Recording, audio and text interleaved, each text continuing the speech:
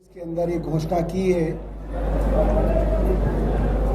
कि पिछले 2 साल से भारतीय जनता पार्टी अरविंद केजरीवाल और उनकी पार्टी के तमाम बड़े बड़े नेताओं के ऊपर कीचड़ उछाल रही थी कि ये लोग चोर हैं, इन्होंने बेईमानी की, इन्होंने भ्रष्टाचार किया, इन्होंने करोड़ों रुपए की कमाई की। और 2 साल की लंबी जांच के बाद भी ईडी सीबीआई के पास वो हिम्मत नहीं है कि वो ट्रायल भी शुरू कर पाए, मुकदमा भी नहीं शुरू कर पा रहे। ये बात सुप्रीम कोर्ट कह रहा है। और इस बात पे सुप्रीम कोर्ट ने जब अरविंद केजरीवाल जी को जमानत दी तो साफ साफ केंद्र सरकार की प्रीमियर एजेंसी सीबीआई के ऊपर टिप्पणी की है कि सीबीआई आज भी पिंजरे में कैद तोते की तरह काम कर रहा है, दुर्भावना से अरविंद केजरीवाल को जेल में रखने के लिए काम कर रहा है। और कब ट्रायल शुरू होगा इसका कोई पता नहीं। तो अरविंद केजरीवाल जी ने कहा है कि देश की सबसे बड़ी अदालत ने तो मुझे जमानत दे के राहत दी है, मगर जो जनता की अदालत है, मैं जनता की अदालत में जाके अग्नि परीक्षा दूंगा और अग्नि परीक्षा को जब पार करूंगा तो उस कुर्सी पे बैठूंगा जो मुख्यमंत्री की कुर्सी है, वरना उस कुर्सी पर नहीं बैठूंगा। जितनी राजनीति मैंने देखी है उससे ज्यादा कई साथियों ने देखी होगी। पूरी दुनिया के इतिहास में इकलौता ऐसा मुख्यमंत्री है जो अपनी मुख्यमंत्री की कुर्सी पे इस्तीफा देके कह रहा है कि अगर मैं ईमानदार हूं तो मुझे वोट देना, वरना मुझे वोट मत देना। ये बहुत बड़ी बात है। जनता की अदालत में जाके कह रहे हैं कि मैं आपका मुख्यमंत्री अग्नि परीक्षा देने आया हूं। 2 साल से मेरे ऊपर कीचड़ उछाली जा रही है, आरोप लगाए जा रहे हैं, नैरेटिव चलाया जा रहा है, और वो आदमी रिस्क ले रहा है इतनी बड़ी चीज का, अपने पूरे करियर का रिस्क ले रहा है वो आदमी, और कह रहा है इतनी कीचड़ उछालने के बावजूद, इतनी विपरीत परिस्थितियों के बावजूद, जब पार्टी को उसके ऑफिस से निकाल दिया हो, पार्टी के तमाम नेताओं को गिरफ्तार किया गया हो, पार्टी के पास पैसा ना हो, ऐसे में अरविंद केजरीवाल कह रहे हैं मैं जनता के बीच जाके कहूंगा कि अगर मैं ईमानदार हूं तो मुझे वापस मुख्यमंत्री की कुर्सी पे बिठाइएगा, वरना मत बिठाइएगा। भारतीय राजनीति के अंदर ऐसी नैतिकता, ऐसी शुचिता देखने में नहीं मिलती, जहां आज भारतीय राजनीति एक कीचड़ के समान हो गई है। ये इकलौते अरविंद केजरीवाल हैं। अरविंद केजरीवाल कहते हैं कि तमाम आरोपों के बावजूद, कीचड़ उछालने के बावजूद, एक चीज भी अब तक अदालत के अंदर साबित नहीं हुई, एक आरोप भी।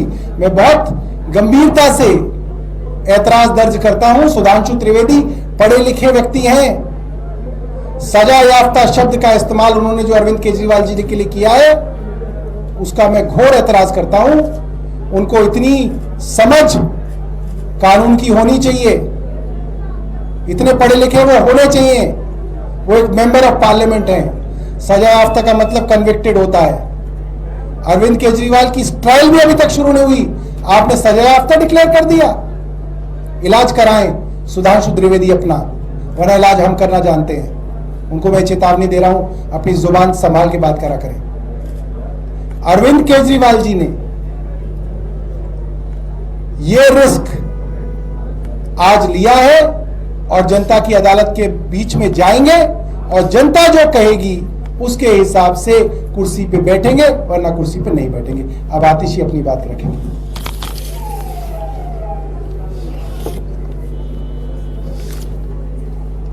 आज का दिन सिर्फ भारत के लोकतंत्र में नहीं देश के लोकतंत्र में एक ऐतिहासिक दिन के तौर पर दर्ज होगा।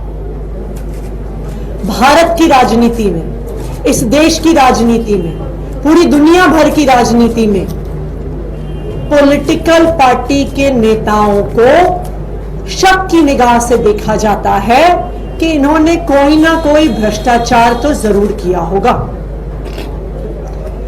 भारत के इतिहास में कोई एक नेता ऐसा नहीं रहा होगा, देश के इतिहास में कोई ऐसा नेता नहीं रहा होगा, दुनिया के इतिहास में कोई ऐसा नेता नहीं रहा होगा जिसने इतनी हिम्मत दिखाई हो और जनता के बीच में जाके कहा हो कि अगर आपको लगता है मैं ईमानदार हूं तो मुझे वोट देना, अगर आपको लगता है मैं ईमानदार नहीं हूं तो मुझे वोट मत देना। अरविंद केजरीवाल जी की इस घोषणा को समझने के लिए अरविंद केजरीवाल द पर्सन, अरविंद केजरीवाल जो व्यक्ति हैं उनको समझना पड़ेगा। अरविंद केजरीवाल जी वो व्यक्ति हैं जिन्होंने IRS की नौकरी, इनकम टैक्स कमिश्नर की नौकरी, जिसको पाने के लिए लोग कुछ भी कर देते हैं, जिसको पाने के बाद 10 पुश्तों लायक पैसा कमा लेते हैं लोग, उस नौकरी को लात मारकर दिल्ली की झुग्गियों में काम किया। ये आदमी है अरविंद केजरीवाल जी। अरविंद केजरीवाल जी वो आदमी है जिन्होंने जीरो से एक पॉलिटिकल पार्टी को खड़ा किया, भ्रष्टाचार के विरोध में खड़ा किया, और जब एक नई नवेली पार्टी चुनाव जीती और वो दिल्ली के मुख्यमंत्री बने, उन्होंने मुख्यमंत्री पद से सिर्फ इसलिए इस्तीफा दे दिया क्योंकि वो भ्रष्टाचार के खिलाफ कानून नहीं ला पाए जो वादा करके आए थे वो दिल्ली के लोगों का। अगर अरविंद केजरीवाल जी एक चीज है जो बर्दाश्त नहीं कर सकते हैं, वो है भ्रष्टाचार, वो है बेईमानी, वो है जनता के पैसे को अपनी जेब में डालना। जब ऐसे व्यक्ति पर भ्रष्टाचार का आरोप लगता है तो सोचिए उस व्यक्ति पर क्या बीतती है, सोचिए उस व्यक्ति को नींद कैसे आती होगी ये सोचकर कि शायद दिल्ली के वो लोग जिनके लिए मैं दिन रात काम करता हूं, जिनके लिए मैं सुबह से लेकर रात काम करता हूं, स्कूल ठीक करता हूं, अस्पताल ठीक करता हूं, जिनको मैं मुनाफे का बजट देता हूं, जिनको मैं तीर्थ यात्रा करवाता हूं, शायद कोई ऐसे लोग हो जो सोच रहे हो कि अरविंद केजरीवाल बदल गया है, जो सोच रहे हो कि शायद अरविंद केजरीवाल ने भ्रष्टाचार कर लिया। और आज अरविंद केजरीवाल जी के इस्तीफे का फैसला उस दर्द से आया है कि कहीं कोई ऐसा दिल्ली वाला ना हो जो सोच रहा हो कि मैं भ्रष्टाचारी हूं, जो सोच रहा हो कि मैंने जनता का पैसा खाया है। अरविंद केजरीवाल को पिछले 2 साल से भारतीय जनता पार्टी की केंद्र सरकार प्रताड़ित कर रही है। एक के बाद एक केस, एक के बाद एक झूठे आरोप, कभी एक नेता को गिरफ्तार करते हैं, कभी दूसरे नेता को गिरफ्तार करते हैं, कभी एक झूठा आरोप लगा के बदनाम करते हैं, कभी दूसरा झूठा आरोप लगा के बदनाम करते हैं। पिछले 2 साल में हजारों रेड हो गई, पिछले 2 साल में सैकड़ों CBI और ED के अफसर लग गए, लेकिन पिछले 2 साल में वो आम आदमी पार्टी के किसी भी नेता से भ्रष्टाचार का 1 रुपया भी बरामद नहीं कर पाए। ये है आम आदमी पार्टी की ईमानदारी, ये है अरविंद केजरीवाल जी की ईमानदारी। अब उस ईमानदारी पे ठप्पा सुप्रीम कोर्ट ने भी लगा दिया। सुप्रीम कोर्ट ने ना सिर्फ आम आदमी पार्टी के सभी नेताओं को जमानत दी, सुप्रीम कोर्ट ने ना सिर्फ अरविंद केजरीवाल जी को जमानत दी, सुप्रीम कोर्ट ने भारतीय जनता पार्टी की केंद्र सरकार और उनकी एजेंसीज के मुंह पे तमाचा मारा और तमाचा मार के कहा कि ये जो एजेंसीज हैं ये एक पिंजरे में बंद तोते की तरह हैं जो सिर्फ अपनी मालिक की आवाज में बोल रही हैं। सुप्रीम कोर्ट ने तमाचा मारा केंद्र सरकार की एजेंसीज को और कहा कि अरविंद केजरीवाल की गिरफ्तारी सिर्फ एक दुर्भावना से हुई है, उनको जेल में रखने की दुर्भावना से हुई है। सुप्रीम कोर्ट ने तमाचा मारा ये कह के कि केंद्र सरकार की एजेंसीज को स्वतंत्र होना पड़ेगा, उनको इंडिपेंडेंट होना पड़ेगा, उनके इन्वेस्टिगेशन को अबव बोर्ड होना पड़ेगा। ये आम आदमी पार्टी नहीं कह रही है, ये सुप्रीम कोर्ट ने कहा है। लेकिन अरविंद केजरीवाल जी के लिए सिर्फ सुप्रीम कोर्ट के शब्द काफी नहीं है। उन्होंने अपनी जिंदगी लगाई है दिल्ली के लोगों की सेवा करने के लिए, दिल्ली की जनता की सेवा करने के लिए, और वो तब तक चैन से नहीं बैठ सकते, वो तब तक मुख्यमंत्री नहीं बन सकते जब तक उनको भरोसा ना हो जाए कि दिल्ली की जनता उनकी ईमानदारी पर भरोसा करती है, दिल्ली की जनता उनको ईमानदार मानती है। और इसीलिए अरविंद केजरीवाल जी ने यह फैसला किया है कि जब तक दिल्ली की जनता उनकी ईमानदारी पर भरोसा नहीं दिखा देती, जब तक उनकी ईमानदारी पे जनादेश नहीं देती है, वो मुख्यमंत्री की कुर्सी पे नहीं बैठेंगे। मुझे लगता है कि इस कीचड़ भरी राजनीति में शायद ही कोई ऐसा व्यक्ति आया होगा अरविंद केजरीवाल जी की तरह, जिन्होंने कहा है कि मैं करूंगा ईमानदारी की राजनीति। तुम मुझ पर कितने भी झूठे आरोप लगाओ, तुम मुझे कितना भी कीचड़ उछालो, मैं साफ सुथरी राजनीति करूंगा, और खुद साफ सुथरी राजनीति करके मैं देश की राजनीति बदलूंगा। और इसी के साथ हमने मांग करी है कि दिल्ली में जल्द चुनाव करवाए जाएं। नवंबर में महाराष्ट्र में चुनाव होने हैं, उसी के साथ साथ दिल्ली में भी चुनाव करवाए जाएं, और इस चुनाव में दिल्ली की जनता अपना जनादेश देगी, अपने बेटे, अपने भाई अरविंद केजरीवाल पर जनादेश देगी, उनकी ईमानदारी पे जनादेश देगी, जो उनका अरविंद केजरीवाल जी पर भरोसा है उसका जनादेश देगी। तो हम ये चाहते हैं कि दिल्ली में जल्द से जल्द चुनाव करवाए जाएं, कि दिल्ली की जनता भी अरविंद केजरीवाल जी की ईमानदारी पर अपना जनादेश दे सके। ये क्लियर कर दीजिए कि अरविंद जी जब जनता के बीच में जाएंगे तो कोई लोकेशन आइडेंटिफाई है कि कहां जाएंगे, जिनके लोगों से बात करेंगे? अरविंद केजरीवाल जी पूरी दिल्ली में जाएंगे और दिल्ली के लोगों से संवाद करेंगे। दो सवाल है बीजेपी के हवाले से, ये नेचुरली सवाल उठ रहे हैं कि पहला वो ये कह रहे हैं कि आप लोग असेंबली डिसॉल्व क्यों नहीं कर देते हैं अगर आपको अगली चुनाव चाहिए, और दूसरा ये भी सवाल उठाया जा रहा है कि क्या मुख्यमंत्री अपना आवास खाली करेंगे अगर वो पद से उतर रहे हैं तो? देखिए, सबसे पहली बात यह है कि दिल्ली में चुनाव आज के दिन करवाने के लिए असेंबली डिसॉल्व करने की जरूरत नहीं है। जब किसी भी विधानसभा का 6 महीने से कम का टेन्योर रहता है तो केंद्र सरकार और चुनाव आयोग कभी भी चुनाव करवा सकती है। इसलिए दिल्ली में चुनाव करवाने के लिए यहां पे दिल्ली की असेंबली भंग करने की कोई भी जरूरत नहीं। बीजेपी ये कह रही है कि जो हमने कहा था वही हुआ है, मुख्यमंत्री ने इस्तीफा दे दिया। जो हम दूसरी बात कह रहे हैं कि सुनीता केजरीवाल को मुख्यमंत्री बना दिया जाएगा, ये भी आपको जल्द सामने नजर आएगा।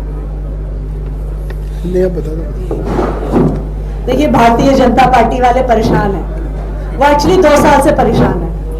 वो परेशान तब से हैं जब से उन्होंने आम आदमी पार्टी को तोड़ने की कोशिश करी, विधायकों को डराने धमकाने की कोशिश करी, करोड़ों रुपए के ऑफर देने की कोशिश करी, लेकिन दिल्ली की सरकार नहीं गिरा पाए।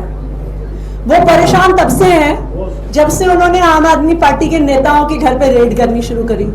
कभी घर पे रेड करी, कभी ऑफिस पे रेड करी, कभी लॉकर में रेड करी, कभी पैतृक गांव में रेड करी, और इतनी रेड करने के बाद भी उन्हें एक चवन्नी की भी रिकवरी नहीं हुई, तो वो तब से परेशान है।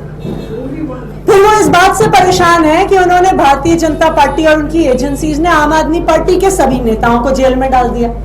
अब बाकी पार्टियों में तो जेल का नाम लेते ही लोग कूद कूद के उनकी पार्टी में चले जाते हैं, और आम आदमी पार्टी के ऐसे नेता हैं जो 2 साल तक जेल में रहे, लेकिन अरविंद केजरीवाल और आम आदमी पार्टी का साथ नहीं छोड़ा। ये इकलौती ऐसी पार्टी है जो टूटी नहीं, जो दबी नहीं, जो चुप नहीं हुई। तो भारतीय जनता पार्टी तो इस बात से परेशान है कि देश में अब एक इकलौती ऐसी पार्टी है, आम आदमी पार्टी, जो भारतीय जनता पार्टी की आंख में आंख मिलाकर उनकी तानाशाही के खिलाफ संघर्ष कर सकती है। इसलिए भारतीय जनता पार्टी परेशान है, कुछ ना कुछ तो कहेंगे ही। मैम, बीजेपी ने ये भी कहा है कि 2 दिन क्यों चाहिए इस्तीफा? उसका तो सिंपल सा रीजन है, आज संडे है, कल और कल छुट्टी है ईद की, तो नेक्स्ट वर्किंग डे ट्यूसडे है, इसलिए 2 दिन का समय चाहिए। जनता, क्योंकि आप लोग सारे काम जनता से पूछ के करते हैं, जनता ही जानना चाह रही है आपकी मुख्यमंत्री दिल्ली का कौन होगा, क्योंकि आपने कहा था आपके बेटे अरविंद केजरीवाल आएंगे, वो काम कराएंगे, लेकिन अब अरविंद केजरीवाल इस्तीफा दे दिया है, तो दिल्ली का काम कौन कराएगा? फिर आप दोनों में से कोई एक कराएगा क्या? देखिए, अभी दिल्ली की सरकार कितने दिन चलेगी ये तो इस बात पर डिपेंड करेगा कि चुनाव की घोषणा कब होती है, चुनाव किस तारीख को होंगे, ये तो चुनाव आयोग बताएगा। लेकिन दिल्ली की सरकार 1 दिन चले, 1 हफ्ते चले, 1 महीने चले चुनाव तक, आम आदमी पार्टी की सरकार दिल्ली की जनता के लिए काम करती रहेगी। आम आदमी पार्टी की सरकार दिल्ली के लोगों को 24 घंटे बिजली देती रहेगी। आम आदमी पार्टी की सरकार दिल्ली के बच्चों को अच्छी शिक्षा देती रहेगी। आम आदमी पार्टी की सरकार दिल्ली के लोगों को मोहल्ला क्लिनिक में, अस्पतालों में अच्छा इलाज देती रहेगी, बुजुर्गों को फ्री तीर्थ यात्रा करवाती रहेगी और महिलाओं को फ्री बस यात्रा करवाती रहेगी। हरियाणा में भी आप लोग चुनाव लड़ रहे हैं। अनिल विज ने एक बड़ा बयान दिया है कि मैं दावेदार हूं सीएम का और जीत कर आऊंगा तो अपनी प्रबल दावेदारी भी कहूंगा। खुद को सीएम मानना चाहते हैं, तो बीजेपी में इस तरह की लड़ाइयाँ शुरू हो गई हैं कि मैं खुद सीएम बनूंगा। इस पर आप लोग का क्या कहना है? देखिए, इस पर हमें कुछ कहने की जरूरत नहीं है, हरियाणा की जनता ही इस पे जवाब देगी।